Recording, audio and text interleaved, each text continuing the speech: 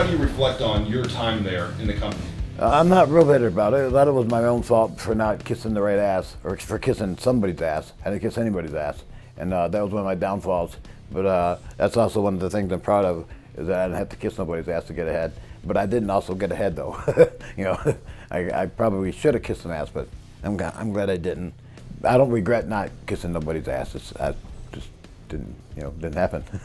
So there were other guys that were kissing ass that were getting spots above you. Oh, of course. When there's an agent and you're up his ass, and of course he's going to bring your name up in the booking meeting, because you can say so and so's up my ass so much I got to bring him up in the meeting. But if you never say nothing, they don't even notice you. You know, they don't care how good you are, or whatever. It's who you're friends with, who's in that booking meeting. You know, and I didn't have any friends in that booking meeting. Not nobody I kissed up to. You know, nobody I'd say, hey, come here, I got an idea.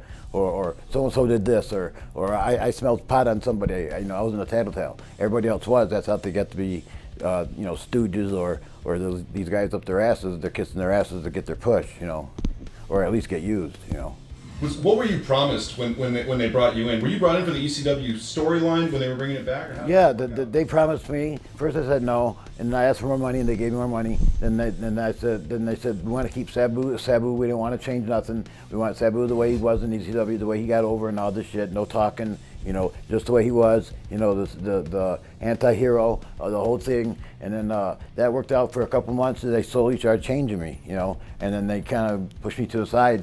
And it's used me to get the young guys over, which I didn't mind doing, but they weren't ready for it, Who were some of the younger guys that they wanted you to work with? Like Elijah Burke and Monty Brown. Nothing against Monty Brown. I love Monty Brown, but he wasn't ready for the big push. There's a few other guys, especially Elijah Burke. He wasn't ready for it. Mike Knox, he's a great guy, but he wasn't ready for the push. A lot of the guys weren't. They just weren't ready for it. And what they did was they took our top ECW guys, and they put us over for a couple months. Then they had us get smashed by these new guys, and nobody bought it. That's why the shit just went down the drain. Nobody bought it. They're not gonna believe these guys are tough one week, and next week they're not tough. Were you skeptical going into this? Because we talked to some other guys. No, not really. Not with the speech they gave me. I had three speeches from three top guys. Two top guys, one asshole, not an asshole, but a crony. But all three gave me the same speech about they wanted me to be me, and I go, man, that's what I want. I wanted that more than money, But I asked for more money just to see if I could get it, and I got it, But it meant shit because they didn't do what they said, And I didn't have it in writing where they're gonna promise me this sort of angle with this and this and that. None of that was in writing. Now that was all hearsay. So it was old school style with not a handshake, but almost a handshake,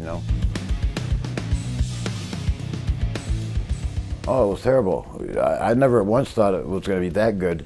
I thought it might be in the beginning that, oh great, we got another chance, and maybe it'll just blend into WWE and they'll forget about ECW. But instead, it just ruined the legacy of ECW, and it ruined the guys in ECW.